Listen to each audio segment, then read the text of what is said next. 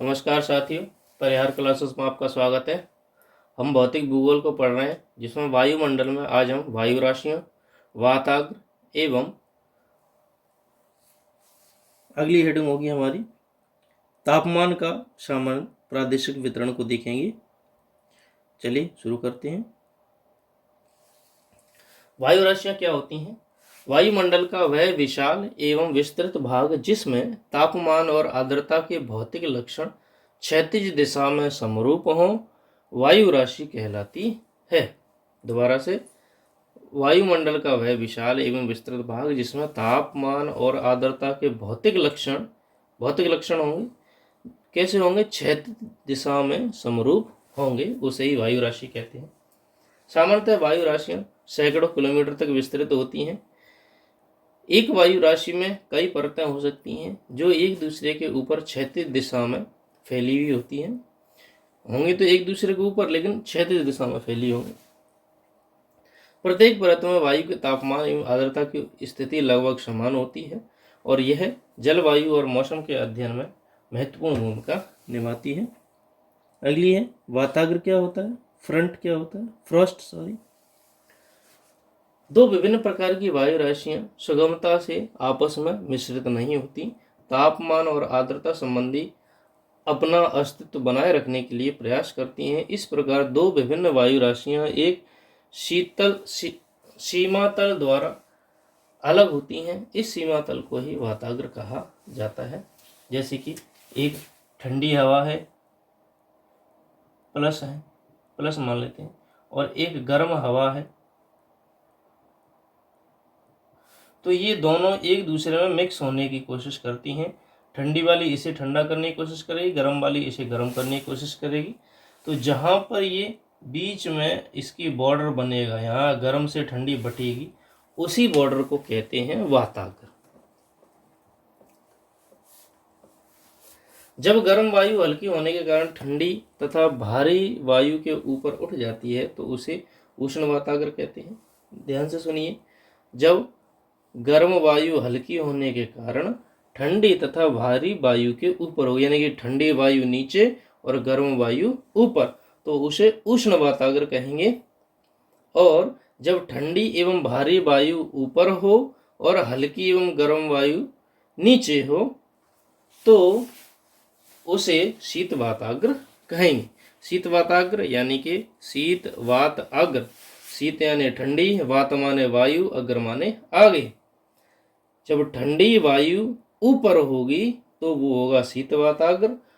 उष्ण यानी कि गर्म, वात माने वायु, अग्र माने आगे, यानी कि उष्ण वायु जब आगे यानी कि ऊपर होगी तो उसे उष्ण वाताग्र कहेंगे। ये इसका शब्दार्थ हो जाएगा। चलिए अब तापमान के प्रादेशिक वितरण को देखते हैं। पहला है विषुवतरेखी प्रदेश। पहले हम प्रदेशों को देख लेते हैं। देखिए,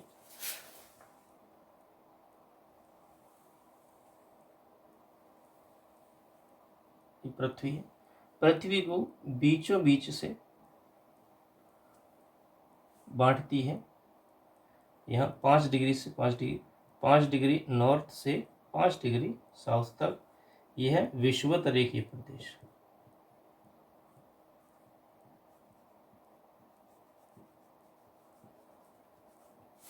ये विषुवतरेखा वाला प्रदेश है। यहाँ पर 23.5 डिग्री उत्तर में कर्क रेखा है और 23.5 डिग्री दक्षिण में मकर रेखा है।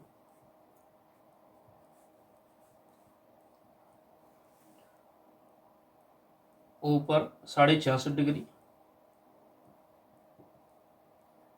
आर्कटिक व्रत,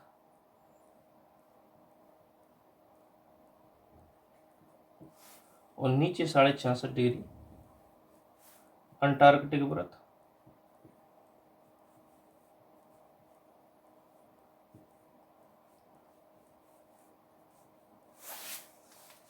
ऊपर उत्तरी गोलार्ध, नॉर्थ पोल, और नीचे साउथ पोल। अब क्या होगा, विषुवत रेखा के जो आसपास होगा वो होगा विषुवत रेखीय प्रदेश। कर्क रेखा और मकर रेखा के पास होगा, वहां पर होगा उष्णकटिबंधीय प्रदेश। 66 के पास होगा शीतोष्ण कटिबंधीय प्रदेश और पोलों पर होगा शीत प्रदेश। दोबारा से देख लीजिए, ऊपर है सबसे 66, ऊपर है नॉर्थ पोल 90 डिग्री पे, 66.5 डिग्री पर आर्कटिक वृत्त, 23.5 डिग्री नॉर्थ में कर्क रेखा, 0 डिग्री पर विषुवत रेखीय प्रदेश, 23.5 डिग्री साउथ में मकर रेखा और 66.5 डिग्री साउथ में अंटार्कटिक वृत्त है और नीचे साउथ पोल है। अब चलिए देखते हैं आगे।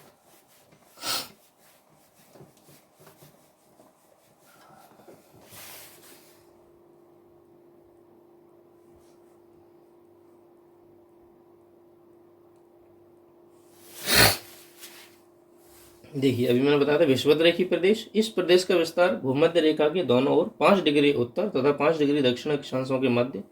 यहाँ सूर्य की किरणें लंबवत चमकती हैं, जिसके कारण वर्ष भर तापमान ऊंचा बना रहता है और सूर्य के उत्तरायण तथा दक्षिणायन स्थितियों के कारण वर्ष में 2 उच्चतम तथा 2 न्यूनतम तापक्रम होते हैं। अत्यधिक तापक्रम होने के कारण यहाँ के वायुमंडल में सदैव नमी बनी रहती है। क्षेत्र के निवासियों के लिए अस्वास्थ्यप्रद होती है, यानी कि यहाँ पे ज्यादा जनसंख्या नहीं रहती है। अंतरा उष्ण कटिबंधीय प्रदेश, ये कौन से होंगे? इस प्रदेश का विस्तार दोनों गोलार्धों में 5 डिग्री से 12 डिग्री अक्षांशों के मध्य होगा। याद रख लेना, 5 डिग्री से 12 अक्षांश अंतरा उष्ण कटिबंधीय प्रदेश। यद्यपि तापक्रम वर्ष पर्यंत ऊंचा रहता है, फिर भी ग्रीष्म तथा शीत ऋतुओं के बीच अंतर स्पष्ट हो जाता, यानी कि तापमान तो ऊंचा रहता है लेकिन शीत ऋतु भी होती है और ग्रीष्म ऋतु भी होती है। अगला है उष्णकटिबंधीय प्रदेश। यह प्रदेश 12 डिग्री से 25 डिग्री अक्षांशों के बीच दोनों गोलार्धों में पाया जाएगा। प्रत्येक मास का तापक्रम क्रम से कम 18.5 डिग्री सेंटीग्रेड से अवश्य होता है। फिर है उपोष्ण कटिबंधीय प्रदेश, उपोष्ण में है। इसका विस्तार 25 से 45 डिग्री अक्षांशों के मध्य उत्तरी एवं दक्षिणी गोलार्धों में पाया जाएगा। सूर्य की किरणों के अपेक्षाकृत अधिक तिरछेपन के कारण सर्दियों में तापमान अधिक गिर जाता है। महाद्वीपों में के पश्चिमी तटीय भागों में औसत वार्षिक तापांतर 1.11 डिग्री सेंटीग्रेड तथा आंतरिक भागों में -1 डिग्री 1.11 डिग्री सेंटीग्रेड से 21.1 डिग्री सेंटीग्रेड तक होता है। दक्षिणी गोलार्ध में जल के अधिक विस्तार के कारण वार्षिक तापांतर -6.6 डिग्री से 1.11 डिग्री सेंटीग्रेड तक रहता है। अब है शीतोष्ण कटिबंधीय प्रदेश। शीतोष्ण कटिबंधीय प्रदेश का विस्तार 45 डिग्री से लेकर के 66.5 डिग्री अक्षांशों के मध्य होता है। यहाँ शीत तिथि तथा ग्रीष्म ऋतुओं के बीच का अंतर अत्यधिक हो जाता है। जाड़े में तापक्रम हिमांक से नीचे गिरे, हिमांक यानी कि तापमान की वह अवस्था जहां से कम होने पर बर्फ बनना शुरू हो जाती है, उसे कहते हैं हिमांक। जिस कारण कनाडा, साइबेरिया आदि का अधिकांश भाग हिमाच्छादित यानी कि बर्फ से ढका हुआ रहता है। कहीं कहीं पर गर्म सागरीय धाराओं के कारण शीतकाल का तापमान नीचे चला जाता है, क्योंकि जो सागरीय गर्म धाराएं हैं वे कभी कभी ठंडे प्रदेश में चली जाती हैं, तो वहां पर तापमान कम हो जाता है। अगला है टुंड्रा प्रदेश। यह प्रदेश शीतोष्ण कटिबंधीय तथा ध्रुवीय प्रदेशों के बीच में पाया जाता है, यानी कि 66 डिग्री से ऊपर और 90 डिग्री से नीचे। इस प्रदेश में सूर्य की किरणें इतनी तिरछी हो जाती हैं कि अधिकांश भागों में प्राय धरातल के समानांतर हो जाती हैं, जिस कारण से कम सूर्यतप मिलने के कारण तापक्रम अत्यधिक कम हो जाता है। यहाँ अधिकांश भागों में बर्फ पिघल नहीं पाती है ओमियाकोन इस प्रदेश का सबसे ठंडा प्रदेश है। यहाँ न्यूनतम तापमान -71.2 डिग्री सेंटीग्रेड तक गिर जाता है। अगला है ध्रुवीय प्रदेश।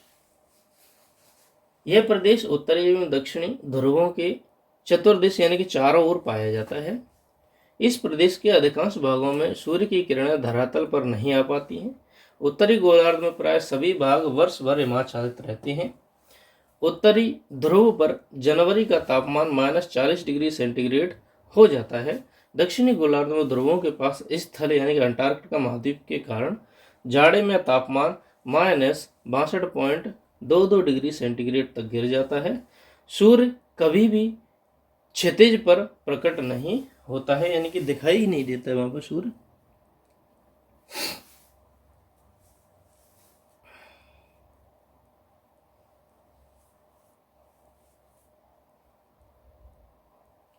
तो इस प्रकार हमने आज तापमान के वितरण को देखा। वीडियो को अंत तक देखने के लिए धन्यवाद। Thank you.